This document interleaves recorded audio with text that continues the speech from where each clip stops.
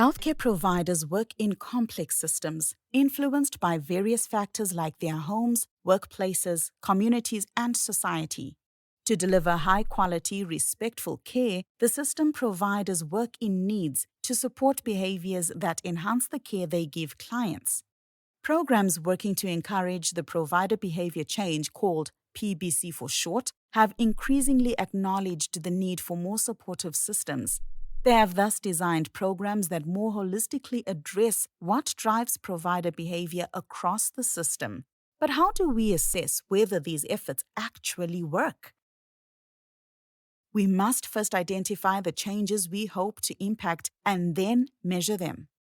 Currently, most actors performing monitoring and evaluation, or M&E, of PBC efforts tend to focus on individual providers and workplaces and neglect personal relationships, communities, and the health system.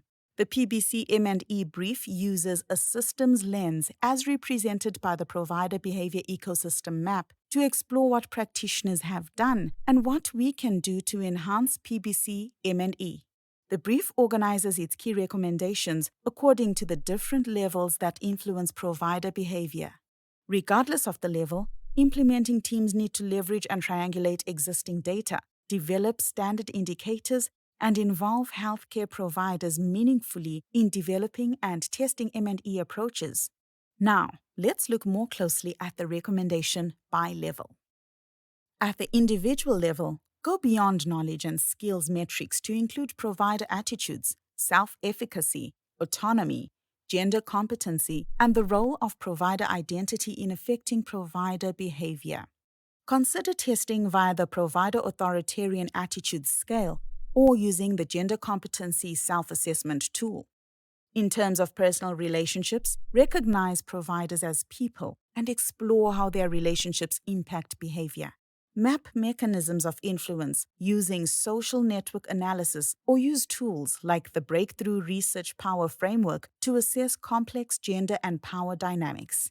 At the client level, experiment with approaches to link changes in provider behavior to changes in client behavior and outcomes. Move beyond simple client satisfaction measures and explore how client characteristics impact provider behavior. Consider using the most significant change method or applying tools from the Compassion Measures toolbox. At the community context and social norms level, to assess effects of social and gender norms, adapt social and behavior change approaches and methods to PBC M&E efforts. Use social listening, vignettes, and community scorecards to track changes and evaluate impact. In terms of workplace environment, measure provider workload and well-being and incorporate these measures into routine facility data collection. Apply tools like the Building Health Workers Resilience Toolkit to develop complexity-aware M&E systems for workplace influences. Leverage time-motion study methodologies for workload assessments and address provider well-being. At the health systems governance level, develop M&E systems to capture system-level data in a timely manner, assess the impact of national guidelines on provider behavior, and provide district health management teams with training on how to effectively use health management and information system data. Consider using the Health Information System Stages of Continuous Improvement Toolkit. In terms of the country and geopolitical context, leverage existing national surveys for comprehensive insights and use policy analysis to understand how factors at the national level shape provider behavior.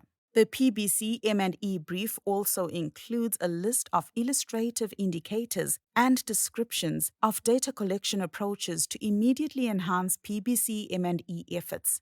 Check out the Approaching Provider Behavior Change Monitoring and Evaluation with a Social Ecological Lens, New Frontiers brief by visiting the link on the screen.